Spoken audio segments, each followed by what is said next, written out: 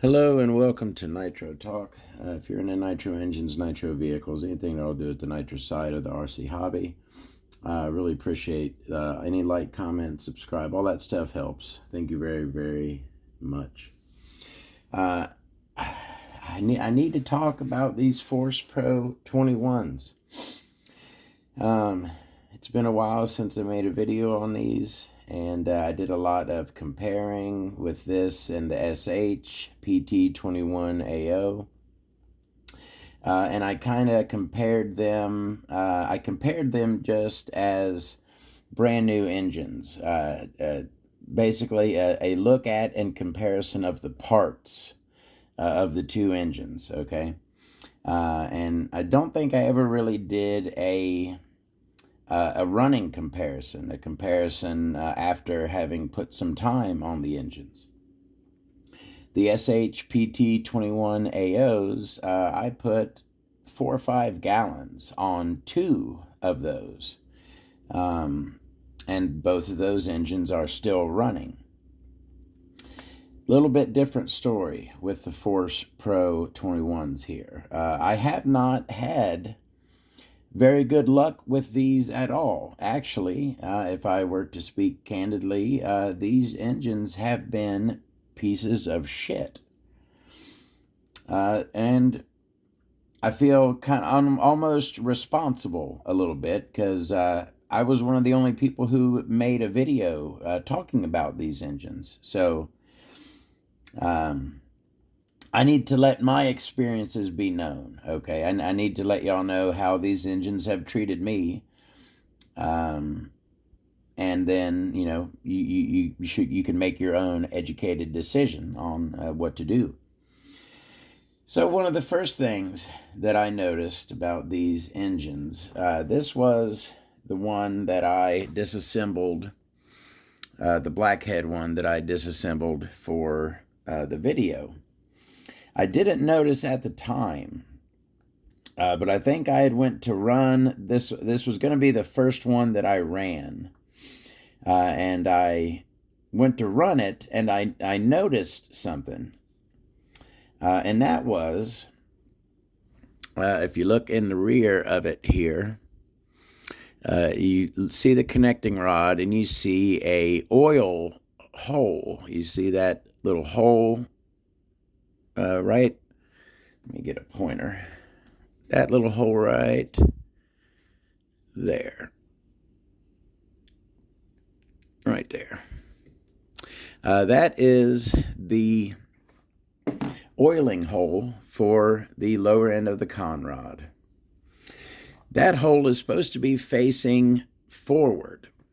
At first, I thought, for a split second, I'm like, did I put the piston in backwards? But no, the piston is incorrect. The cutout of the piston is facing front, as it should be.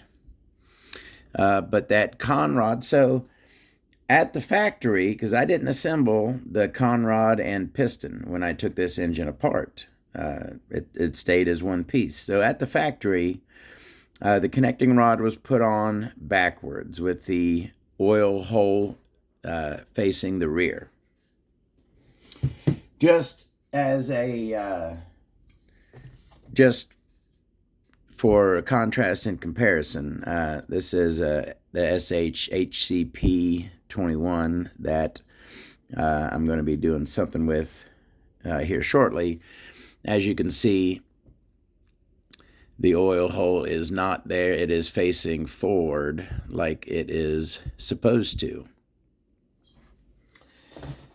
So this was the very first of these Force Pro 21s that I ran. This one right here. This was the one I took apart. I noticed it had the conrod backwards. So I didn't feel like tearing. I hate switching a conrod. The little clip that holds the conrod onto the piston, I hate dealing with that. So I had another one to run. I just put this one up, right? I said, I'll deal with it later, right? I'll deal with that swapped around conrod later. So then I first ran the one with no oil grooves. As you can see, You got oil grooves on that one, right? Oil grooves. Are we zoomed? Come on now. There you go. You see the oil grooves on that one. But then you see that one has no oil grooves. So I ran that one first, right? And what I found out, it's a little different. You see, we got a shiny area down here on this one. Are we, you know what, let me get a good, let me make sure we're zoomed well. There, that should help. All right. So, all right, you see how we have a shiny area down here on this one, but a shiny area up top on that one, right? So this piston without oil grooves, it has a section that is smaller diameter at the top right here. And that's why it's shiny, because no friction on that area. It is smaller diameter. The piston catches down here at this line, all right? Your traditional piston with oil grooves, the piston catches all the way up at the very top. So you get friction and you get wear on the entire piston, except for the section at the very bottom, essentially the skirt, right? That's where the skirt is. All right, so two different designs, right? A oil grooveless design and a standard oil grooved design.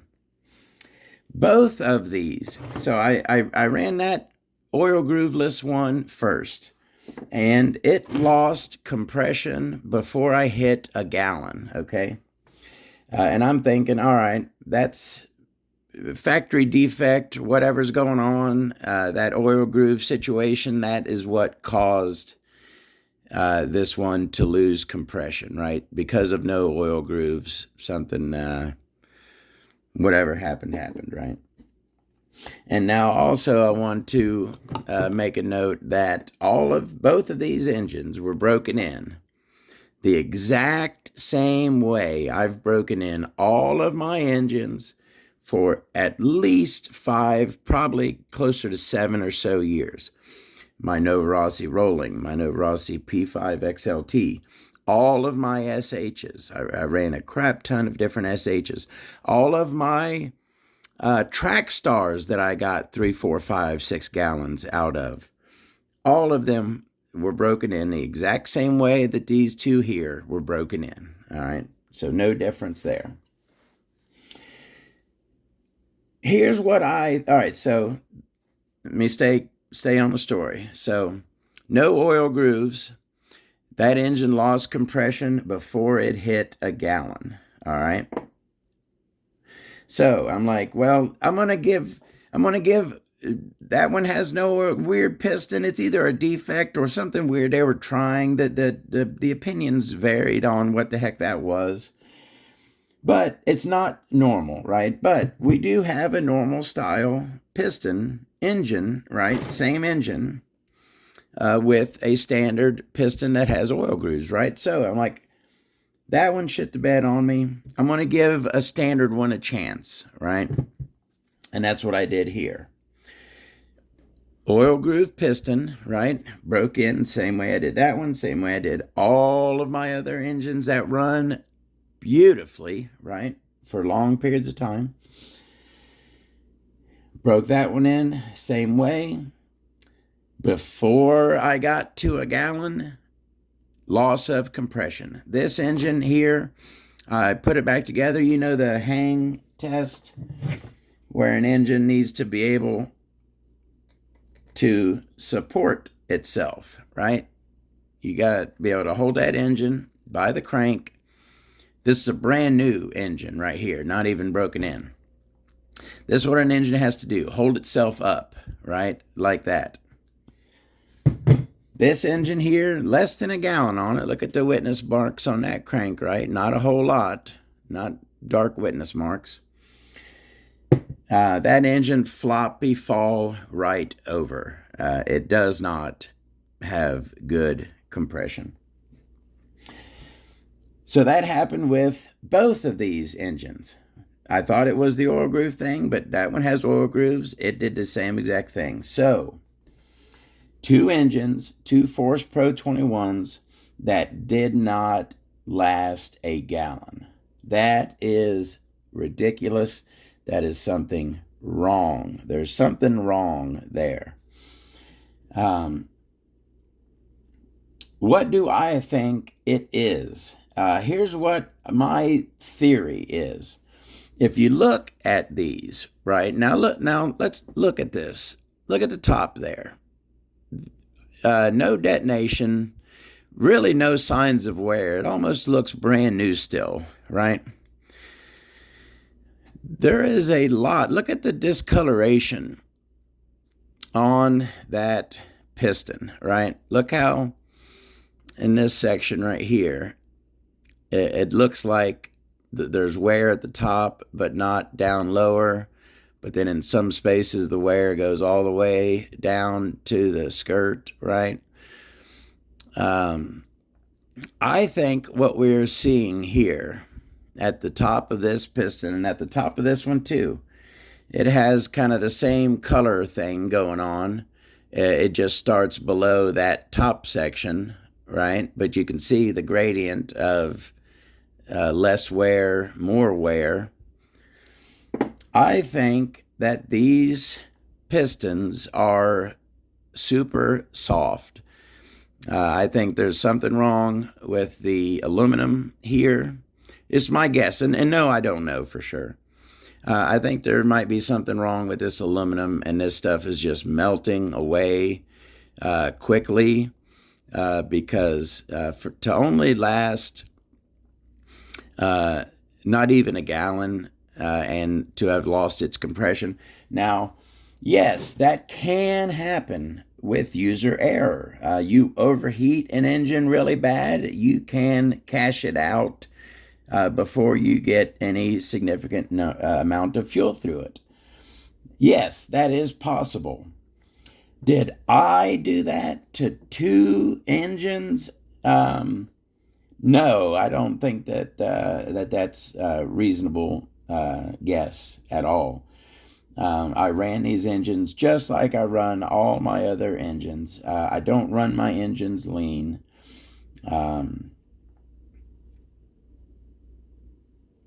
I don't think user error has anything to do with it. If anyone else has any ideas, I'm certainly willing to listen to them. Just take a look at the head buttons on those. You can clearly see that those engines have very, very light use on them. And for them to have had catastrophic loss of compression that early, there's something going on. So, what I wanted to say with this video is, please be careful. I would, at this point, I would have to recommend staying away from these engines. Now, I don't really remember if I ever recommended buying them. I certainly said that I thought I got a good deal at some of the prices I paid for these. I paid different prices for these. Kind of snagged them. If you watch my original video on these, I kind of found them on eBay, saw the engine, found one, right? I was really into it. I thought it was a super cool engine. And I tell you what, it's not a force thing, okay? Force engines, this is not something that all force engines suffer from. I've had force engines that last a very long time. I'm sure a lot of y'all have had as well. It seems to be something with these Force Pro 21s. Now, I do have still remaining, I've got one more brand new sealed, right? Brand new sealed in plastic. Right, so I got that one still factory sealed. That may be good to do some experimenting on. I still got that one. And I've still got this, which is the only really, truly different engine that I have. All of these other ones are pretty much the same. Little variations like blue head, black head, right? But essentially pretty much the same. This engine, on the other hand, is different. We have a completely different head. Yes, it is a Force Pro 21, but it is different. It has these lightning holes drilled into the crankcase, right, that the other ones do not. It is a little bit different of an engine. One day, I hope to run this one and see if it suffers from the same thing. I hope not. Does this say, oh, this is also a 2-needle carb? Did I ever notice that before? This one has a 2-needle carb on it as well, instead of the 3-needle that all the other ones have. So I still have some more testing I can do, but I don't like what I've found so far. I do not like the fact that I never really got to run one of these for any significant period of time. I was able to run them, right, for basically right after break-in. I got to run them for like a day or two after break-in, but then they started running like crap. I would have liked to have gotten 3, 4, or 5 gallons out of one of these, but it did not happen for me. So that's what I wanted to say. Please be careful if you... I don't really know how available these are. I haven't looked online for them in a couple years, or a year-ish ago when I made my video. I think I looked around a little bit.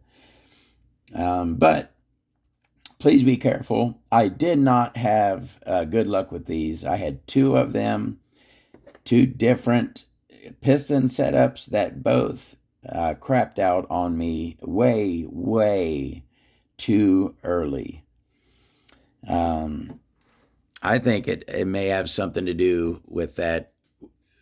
It just looks odd at the top of that piston. It looks like that is eaten away significantly with very little wear on it. So that's the Force Pro 21 update. I would not recommend. I would recommend keeping your distance from it personally. But I'm going to see what I can do with these. Yeah, I'll give this one a pinch and see what happens to it.